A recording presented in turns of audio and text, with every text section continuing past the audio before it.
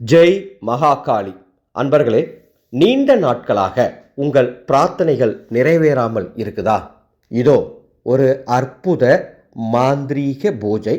இதுவரை நீங்கள் எங்கும் கேட்டிராத, யாரும் உங்களுக்கு சொல்லிராத ஒரு அற்புத மாந்திரிக பூஜை சொல்லித்தர போகிறேன். ரொம்ப ரொம்ப எளிமையான பூஜை தான். இதை செஞ்சிட்டிங்கன்னா நிச்சயமாக உங்களது பிரார்த்தனை உடனடியாக நிறைவேறுவதற்குண்டான வாய்ப்புகளும் சந்தர்ப்பங்களும் உங்களை வந்து சேரும். அன்பர்களே, ஒரு அறிவிப்பு.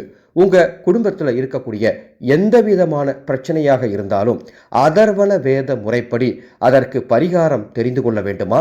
உங்களுக்கு வரக்கூடிய ஆபத்துக்கள், இருக்கக்கூடிய பிரச்சனைகள் அத்துணையும் விலக வேண்டுமா? தற்பொழுது வாட்ஸ்அப் மூலமாக வாக்கு முறையில் பதிவு செய்து உங்கள் குடும்பத்துக்கான பரிகாரத்தை தெரிந்து கொள்ளலாம். மேலே உள்ள வாட்ஸ்அப் எண்ணுக்கு உங்கள் பிரச்சனை என்னன்னு ஆடியோ மெசேஜ் அனுப்புங்க. வாக்கு பார்க்கும் வழிமுறைகள் உங்களுக்கு சொல்லித் தருவாங்க.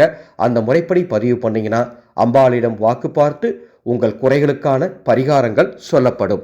நான் இப்போ சொல்கிற இந்த மாந்திரிக பூஜையை தொடர்ந்து நீங்கள் செய்யணும். அமாவாசை நாளில் செய்யுங்க அல்லது பௌர்ணமி நாளில். இப்போ அமாவாசை செய்கிறீங்க அப்படின்னா அடுத்த மாதமும் அமாவாசை அன்னைக்கு தான் செய்யணும். தொடர்ந்து 3 அமாவாசை செஞ்சீங்கன்னா கூட போதும், நல்ல பலன் கிடைக்கும். ஒருவேளை நீங்கள் பௌர்ணமி இந்த பூஜை செய்கிறீங்கன்னா தொடர்ந்து 3 பௌர்ணமி செய்யணும். மொத்தத்தில் தொடர்ச்சியாக 3 முறை இதை செய்யணும், அமாவாசை அல்லது பௌர்ணமி தேதியில். இந்த மாந்திரிக பூஜை செய்கிற அன்னைக்கு சைவமாக இருக்கணும், அதையும் சொல்லிட்டேன். அசைவ உணவு எடுத்துட்டு இதை செய்யாதீங்க, விளைவுகள் மோசமாக இருக்கும்.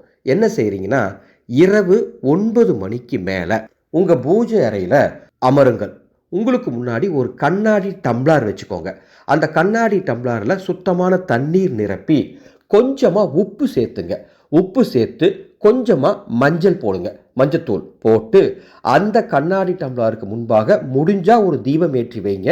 தீபம் ஏற்ற முடியலன்னா பரவாயில்ல, கண்ணாடி டம்ளரை மட்டும் வச்சுட்டு உங்களது பிரார்த்தனை, நீண்ட நாளாக நீங்கள் எதிர்பார்த்துட்டு இருக்கக்கூடிய அந்த பிரார்த்தனையை அந்த கண்ணாடி டம்ளரை பார்த்துக்கிட்டு 31 முறை சொல்லணும். சரியா 31 முறை உங்கள் மனசுக்குள்ளே சொல்லுங்கள்.